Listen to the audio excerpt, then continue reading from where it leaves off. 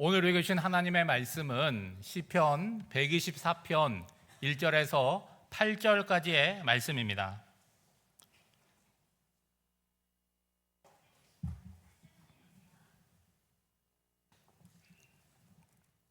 하나님의 말씀을 봉독하겠습니다. 이스라엘은 이제 말하기를 여호와께서 우리 편에 계시지 아니하셨더라면 우리가 어떻게 하였으랴. 사람들이 우리를 치러 일어날 때에 여호와께서 우리 편에 계시지 아니하셨더라면 그때에 그들의 노여움이 우리에게 맹렬하여 우리를 산채로 삼켰을 것이며 그때의 물이 우리를 휩쓸며 시내가 우리 영혼을 삼켰을 것이며 그때에 넘치는 물이 우리 영혼을 삼켰을 것이라 할 것이로다. 우리를 내주어 그들에게 씹히지 아니하게 하신 여호와를 찬송할지로다. 우리의 영혼이 사냥꾼의 올무에서 벗어난 새같이 되었나니 올무가 끊어짐으로 우리가 벗어났도다. 우리의 도움은 천지를 지으신 여호와의 이름에 있도다. 아멘. 이 말씀은 살아계신 하나님의 말씀입니다. 하나님께 감사드립니다. 아멘. 하나님이 보호하사라는 제목으로 하나님의 말씀을 전하도록 하겠습니다. 오늘 말씀의 제목을 이렇게 보시면 짐작하는 분도 계시겠지만 애국가 1절 가사에서 제목을 가져온 것입니다. 동해물과 백두산이 마르고 닳도록 하나님이 보호하사 우리나라 만세. 1절 가사지요. 여러분, 국가 기념일 행사를 하거나 스포츠 경기를 하기 전에 앞서서 국민회를 하지 않습니까? 그때 애국가를 부르게 됩니다. 여러분, 대한민국 국민이라면 대부분 애국가를 듣거나 부르게 될 때 그 마음이 남다르지 않습니까? 특별히 사내에 한번 열리는 올림픽 때 우리나라 선수가 금메달을 따서 시상식의 가장 높은 곳에 서서 우리나라 태국기가 개양되면서 전 세계에 울려 퍼지는 애국가를 듣게 된다면 여러분, 우리의 마음이 뜨거워지고 온 국민이 하나가 되는 것이죠. 근데 여러분, 한번 가만히 생각해 보세요. 우리나라 애국가의 가사가 참 놀랍지 않습니까? 누가 가사를 지었는지 알 수는 없지만 애국가의 가사에 따르면 우리나라는 어떤 나라입니까? 하나님께서 보호하시는 나라라는 거예요. 보호라고 하는 이 말은 한자어로 지킬 보자에 돌 우자를 써서 지키시고 보호하신다는 의미를 갖고 있습니다. 여러분, 얼만큼 보호하시고 어디까지 보호하십니까? 동해 바다가 다 마를 때까지, 백두산이 다 닳아 없어질 때까지 하나님께서 우리나라를 보호하신다는 거예요. 성경적인 표현으로 빌리자면 태초로부터 끝까지, 영원까지 하나님이 우리를 지키신다는 거죠. 하나님이 이 나라를 보호하시는 결과는 무엇입니까? 대한민국 만세다라고 우리가 애국가를 통해서 부르게 되는 거죠. 여러분, 우리나라는 기독교 국가가 아닙니다. 그런데 애국가의 가사에 어떻게 하나님의 이름이 등장을 하고 어떻게 이런 신앙적인 내용이 담겨져 있을까요?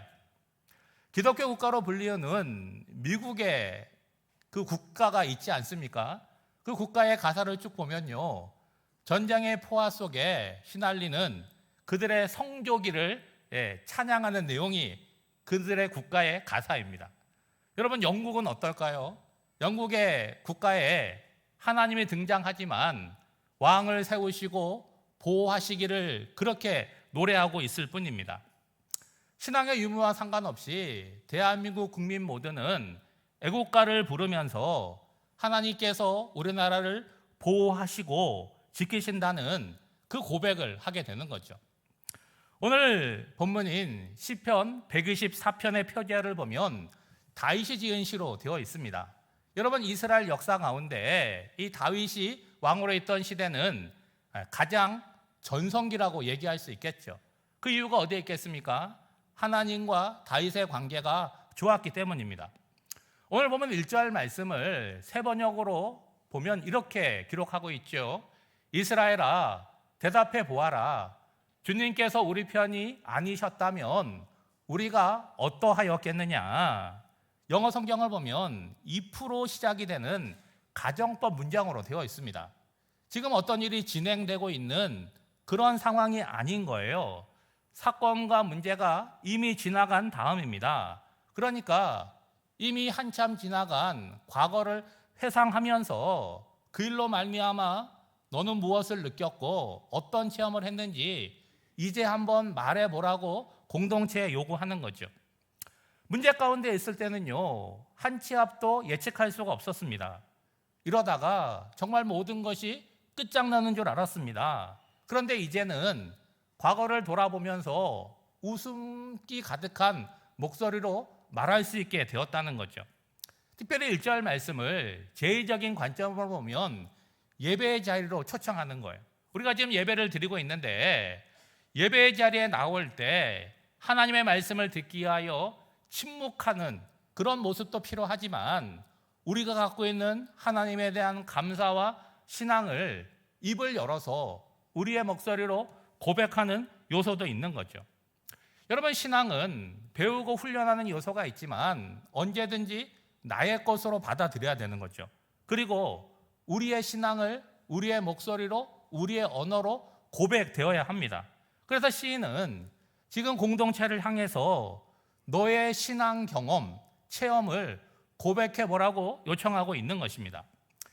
오늘 보면 1절과 2절을 보면 두 번 반복해서 나오는 말이 뭡니까? 여호와께서 우리 편에 계시지 아니하였더라면 이라고 나오고 있죠. 여러분, 8절밖에 안 되는 이 짧은 시에서 같은 내용이 두 번 반복되는 건 뭡니까? 강조하고 있다는 거예요. 시인의 질문은 이런 거 아니겠습니까? 우리가 하나님으로부터 엄청난 구원의 은혜를 받았는데 너희는 그것을 알고 있느냐라고 묻고 있는 거죠. 만약에 하나님께서 우리 편이 아니셨더라면 우리가 이렇게 존재할 수 없었을 것이다 라는 말씀이죠. 하마터면 큰일 날 뻔한 거죠. 생각하면 생각할수록 아찔합니다. 그러나 결과적으로는 어떻다는 것입니까? 하나님께서 위기 때마다 우리 편이 되어주셨기 때문에 우리가 이렇게 편안한 오늘을 보낼 수 있고 하나님께 감사와 찬양을 올려드릴 수 있다라는 이야기를 하는 거죠. 그렇다면 큰일 날 뻔했던 상황은 무엇이며 그때는 언제였을까요? 2절 말씀을 보면 사람들이 우리를 치러 일어날 때입니다. 뭡니까? 외부의 침략이나 전쟁을 말하는 거죠. 성경 속에 등장하는 이스라엘과 우리나라는요, 여러 가지로 공통점이 많습니다. 국토가 좁고 약해요. 그리고 무엇보다 호전적이지 않은 그러한 백성이라는 거죠. 그리고 남쪽과 북쪽에 계속해서 강대국들이 상존합니다. 그러니까 다른 나라를 먼저 침략해서 전쟁을 일으킨 적이 없습니다. 그렇지만 지정학적 위치 때문에 원하지 않지만 전쟁에 휘말리는 경우가 상당히 많이 있었다는 거예요. 외부의 세력이 우리를 치러 온다는 건 뭡니까? 그 나라가 우리나라보다 더 강하다는 거예요. 우리와 싸워서 이길 자신감이 있다는 것입니다. 그리고 전쟁에 대한 준비를 하고 왔기 때문에 우리가 이길 수 없는 그런 상황이라는 거죠. 그럴 때마다 하나님께서 우리 편이 되어서 도와주지 않았다라고 한다면 우리가 어떻게 되었겠느냐 묻고 있는 거죠. 중요한 건 뭡니까? 하나님께서 우리 편이 되어서 도와주셨기 때문에 오늘이 있다는 거예요. 그러므로 시인은 하나님의 그 크고 놀라우신 구원의 은혜를 생각하며 감사와 찬양을 올려드려야 된다라고 요청을 하고 있는 거죠. 역대하 14장에 보면 유다왕 아사의 기도가 나옵니다. 여러분, 아사 왕은요, 하나님 보시기에 정직한 왕으로 기록되어 있습니다. 근데 아사의 때에 구스라고 하는 나라에서 100만 대군을 이끌고 유다 땅을 침공하게 됩니다. 유다의 군사력으로는 수백 대의 병거를 앞세우고 100만 대군의 구스 군대를 막을 힘이 없었어요. 그러니 어떻게 합니까? 하나님께 간절한 기도를 올려드리는 거죠. 그 기도의 내용이 역대하 14장 11절에 나와 있습니다. 여호와여, 힘이 강한 자와 약한 자 사이에는 주밖에 도와줄 이가 없사오니 우리 하나님 여호와여, 우리를 도우소서. 우리가 주를 의지하오며 주의 이름을 의탁하옵고 이 많은 무리를 치러 왔나이다. 여호와여, 주는 우리 하나님이시오니 원하건대 사람이 주를 이기지 못하게 하옵소서. 여러분, 일상적인 기도가 아니잖아요. 개인의 안위를 구하는 기도도 아닙니다. 국가의 운명이 걸려있는 절박한 상황 가운데 드리는 간절한 기도이죠. 뭐라고 고백하는 것입니까? 우리에게는 하나님밖에 없습니다. 하나님만이 우리의 최후의 보루이십니다. 하나님께서 우리 편이 되어주셔서 우리에게 승리를 주십시오라고 구하는 거죠. 여러분, 자신들의 힘으로는 도저히 이길 수 없는 이 전쟁에서 하나님께서 자신의 편이 되어서 승리를 주시기를 구하는 거예요. 여러분, 구스가 100만 대군이고 수백 대의 병거를 앞세우고 지금 침략하고 있지만 누구에게 위협적인 거예요? 사람과 사람이 싸울 때 위협적일 뿐이지 하나님 앞에서는 아무것도 아닌 것입니다. 그래서 마지막 간구는 뭡니까? 사람이 하나님을 이기지 못하게 하옵소서라고 구하는 것이죠. 결과는 어떻게 되었을까요? 하나님께서 이스라엘 편이 되어서 이스라엘에게 승리를 안겨주신 거죠. 이제 시인은 하나님이 우리 편에 계시지 않았더라면 일어날 수 있을 만한 일들을 이제 생각해 보는 거예요. 여러분, 3절에서 5절까지의 말씀을 보면 각 절마다 그때의 시간을 나타내는 말로 시작이 됩니다. 그때는 언제입니까? 사람들이 우리를 치러 일어났을 때 그때를 이야기하는 거죠. 먼저 3절 말씀에 보면 그때의 그들의 노여움이 우리에게 맹렬하여 우리를 산채로 삼켰을 것이며, 다니엘 6장에 보면 다니엘이 사자굴에 던져지는 내용이 나옵니다. 다니엘은 30일 동안 왕 외에 다른 신이나 사람에게 기도하면 사자굴에 던진다는 조서가 내려졌음을 알고 있음에도 불구하고 평상시처럼 똑같이 이스라엘을 향하여 하루 3번 하나님께 기도를 올리는 것을 멈추지 않았습니다. 그 결과 이 조서에 따라서 사자굴에 던져지게 된 거죠. 3절 말씀대로 맹렬한 사자들에게 산채로 삼켜질 위기를 맞이하게 된 것입니다. 그런데 결과적으로 어떻게 되었느냐? 다니엘서 6장 22절에 보면 나의 하나님이 이미 그의 천사를 보내어 사자들의 입을 봉하였으므로 사자들이 나를 상해하지 못하였다라고 기록하고 있죠. 여러분, 왜 다니엘이 사자굴에 들어갔습니까? 무슨 큰 죄를 저지른 것입니까? 그런 것이 아니잖아요. 다니엘은 지금 메대의 2인자입니다. 그런데 그 출신이 뭐예요? 유다 땅에서 사로잡혀온 포로에 불과합니다. 그러니까 그 나라의 사람들이 다니엘을 어떻게 하는 거예요? 시기하고 질투하고 그를 넘어뜨리기 위해서 함정을 만들어 놓은 거죠. 그런데 하나님께서 다니엘의 편이 되시니까 사자굴에 던져진 다니엘은 생명을 얻고 구원을 얻었지만 다니엘을 죽이려고 했던 사람들이 오히려 사자굴에 떨어지는 역전의 결과를 가져왔다는 거예요. 여러분, 성경에서 이런 이야기를 읽게 되면 여러분 동화 같지 않습니까? 오늘을 살아가는 우리들과는 너무 현실적으로 먼 이야기 같이 들립니다.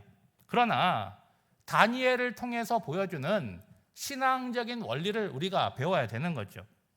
여러분, 낯선 이방 땅에 포로로 끌려간 다니엘은요, 거기서 눈치 보고 살지 않았어요. 처음부터 나는 이방 땅에서도 하나님의 편이 되어서 살아가겠다고 뜻을 정하였습니다. 그 정한 뜻에 다니엘은 목숨을 걸었어요. 그렇게 시작한 겁니다. 그랬더니 하나님께서 다니엘을 그 땅의 높은 자리에 올려주셨고 온갖 위기와 죽음의 상황 가운데 그의 생명을 지켜주셨다는 거죠. 4절과 5절 말씀을 보면 마치 많은 비가 내려서 홍수가 일어날 때의 모습을 연상시킵니다. 사납고 맹렬한 물이 모든 것을 휩쓸고 우리의 영혼을 삼켰을 것이라고 시를 기록하고 있죠. 영혼이 삼켜진다는 건 무엇입니까? 죽음을 이렇게 표현하는 거죠. 여러분, 이스라엘은요, 비가 내리는 우기가 있고 비가 내리지 않는 건기가 따로 구별되어 있습니다. 그래서 와디라고 하는 개천이 있는데 건기 때는 어떻겠어요? 물이 말라 있죠. 그렇지만 우기가 돼서 비가 내리기 시작하면 맹렬한 물이 이 와디를 향해서 흘러가게 되는 것이죠. 여러분, 우리나라도 지금 장마철 아닙니까? 그러면 저녁에 뉴스를 보면 항상 어떤 내용이 나와요? 어딘가 놀러 갔거나 어딘가 갔다가 고립이 된 거죠. 그래서 가져간 모든 것들 다 건질 수 없고 그저 목숨 하나 귤에 대롱대롱 매달려서 구조받는 것들을 이 장마철에 뉴스를 통해서 보게 되는 거예요. 오늘 우리의 삶이 그런 많은 물이 맹렬하게 나오는 홍수와 같은 곳에 노출되어 있다는 거죠. 어떤 홍수겠습니까? 재해의 홍수, 음란의 홍수, 거짓과 폐역의 홍수에 우리가 노출되어 있는 거죠. 늘 이원 가운데 우리가 살아가고 있고 우리의 영혼이 눌려있을 때가 많다는 거예요. 마치 기분 좋게 캠핑에 가가지고 하루에 텐트를 치고 저녁 식사를 하려고 하는데 저 계곡 이쪽에 불어난 물이 언제 밀어닥칠지 모르는 그런 상황을 마주하고 있는 거죠. 이제 6절부터는 우리 편이 되어주셔서 모든 위험을 면하게 하시는 하나님을 찬양하고 있습니다. 그런데 하나님을 찬양함에 있어서 구체적인 상황을 이야기하고 그에 따른 찬양을 이야기하잖아요. 먼저 6절을 보면 우리를 내주어 그들의 이에 씹히지 아니하게 하신 여호와를 찬송할지로다. 여러분, 앞서 3절에 묘사한 것처럼 사나운 짐승에게 물려가는 것, 거기를 넘어서 전쟁에 지게 되면 어떻게 됩니까? 그 나라로 포로로 끌려가는 모습을 묘사하는 거죠. 하나님이 아니었더라면 그들의 이에 씹힐 수밖에 없었는데 하나님 덕분에 구원받았음을 생각하며 하나님을 찬송하는 거죠. 7절 말씀해 보면 올무에 걸린 새의 비유를 합니다. 여러분, 올무가 뭔지 잘 모르는 분들 계실 텐데 시골에 살면요, 그런 것들을 잡으려고 철사로 올무를 만듭니다. 그래서 나무에다가 끝을 묶어놓고 올무를 땅에다 펼쳐놔요. 그리고 흙으로 살짝 덮고 거기다가 먹이를 올려놓는 거예요. 그러면 뭐 짐승이든 새든지 날아와가지고 그 먹이를 먹으려고 하다가 올무를 건드리게 되면 어떻게 됩니까? 거기에 걸려드는 거예요. 여러분, 신체의 어느 한 부분이든 올무에 걸리게 되면 그걸로 끝이 나는 거예요. 빠져나오려고 애쓰면 애쓸수록 더 올무는 조여들게 되는 거죠. 올무에 한번 걸리게 되면 스스로의 힘으로는 절대로 빠져나올 수가 없습니다. 그런데 7절 말씀에 보면 올무가 끊어짐으로 우리가 벗어났도다라고 고백하고 있어요. 여러분, 스스로 절대 빠져나올 수 없는데 올무에서 벗어났다는 건 뭡니까? 누군가 그 올무를 끊어주신 분이 계시다는 거 아니겠습니까? 그분이 누구라고 고백하는 것입니까? 이스라엘 역사 가운데 이스라엘 공동체의 편이 되어주신 그 하나님께서 그들이 걸려든 올무를 끊어주셨다라고 고백을 하는 거죠. 사랑하는 성도 여러분, 오늘 시인은 하나님이 우리 편이고 내 편이다 라고 하고 있죠. 자신이 갖고 있는 신앙을 아주 구체적이고 노골적으로 표현하고 있는데 하나님이 내 편이다라고 하는 걸 여러분 어떻게 생각하십니까? 하나님이 내 편이라고 하는 건 너무 좋은 말이고 너무 은혜가 되는데 여러분, 네 편, 내 편 가르는 것을 우리는 별로 좋게 여기지 않습니다. 누가 그렇게 하는 거예요? 미성숙한 아이들이나 네 편, 내 편 가르는 거지 모두가 다 같은 편에 대해서 살아가는 것 하는 것 아니냐라고 얘기할 거예요. 그런데 여러분, 상황을 좀 바꿔보시죠. 전쟁이 일어났습니다. 여러분, 네 편, 내 편 갈라야 되는 거 아니겠습니까? 전쟁을 하는데 아군과 적군의 구별이 없으면 여러분, 그 전쟁은 어떻게 하겠습니까? 패전할 수밖에 없고 망할 수밖에 없는 거죠.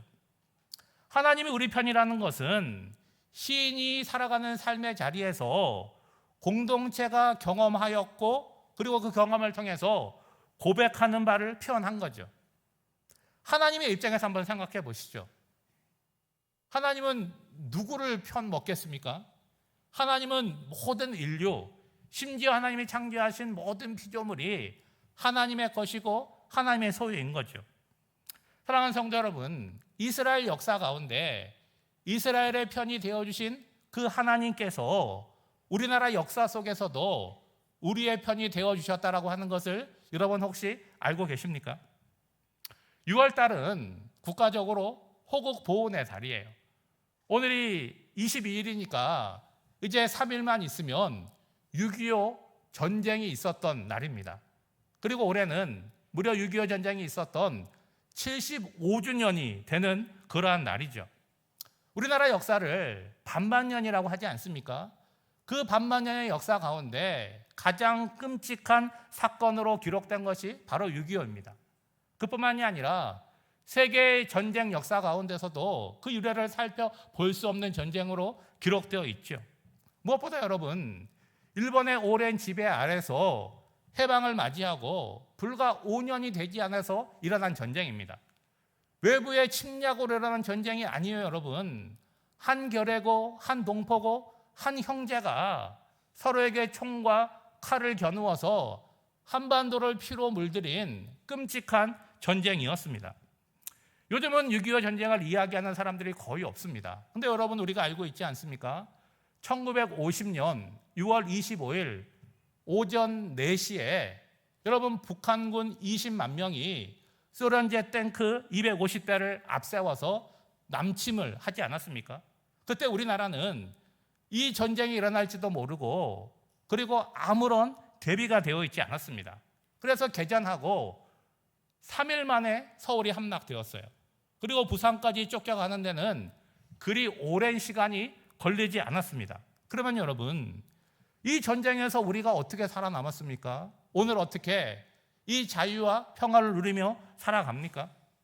여러 가지 이유들이 있지만 전쟁이 나기 불과 1년 반 전에 우리나라가 유엔에 가입을 한 거예요.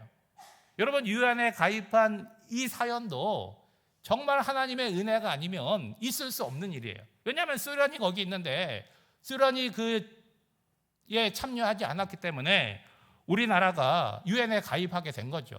그리고 미국을 중심으로 유엔이 발빠르게 이 우리나라에 참전하기로 결정을 하고 미국과 영국을 비롯해서 무려 16개국이 전투병을 우리나라에 직접 보낸 거죠. 그리고 이후 시간차를 두고 무려 40여 개국이 넘는 나라에서 의료와 물자를 지원해 주었습니다. 여러분, 지금은 우리나라의 위상이 세계적으로 많이 알려져 있지만 1950년대는요, 우리나라가 이 땅에 존재하는지 어떤지 아는 나라가 별로 없었습니다. 그런데 이런 일이 일어났다는 것은 여러분, 기적과 같은 일 아니겠습니까? 여러분, 참전한 16개국의 면모를 보면 미국과 영국은 차치하고라도 터키와 호주, 그리스, 네덜란드, 룩셈부르크, 필리핀, 태국, 콜롬비아 이런 나라들이 있고, 게다가 여러분, 저 멀리 떨어져 있는 아프리카에 있는 에티오피아 그리고 남아프리카 공화국까지 참전을 한 거예요. 여러분, 우리나라와 아무런 상관이 없는 나라들 아닙니까? 그런데 자국의 젊은이들을 죽음의 위협이 가득한 한국 전쟁에 보내서 실제로 피 흘리고 죽게 한 것이죠. 오늘 우리가 누리는 자유와 평화에는 그들이 이 땅에 와서 흘린 피가 스며져 있음을 우리가 알아야 되는 거죠. 여러분, 한번 입장을 바꿔서 생각해 보세요.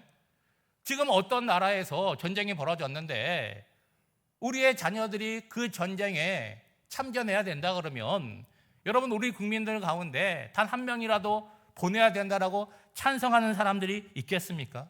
그런데 우리는 75년 전에 그런 은혜를 세계로부터 받았다라고 하는 것을 우리가 알고 있어야 되는 거죠.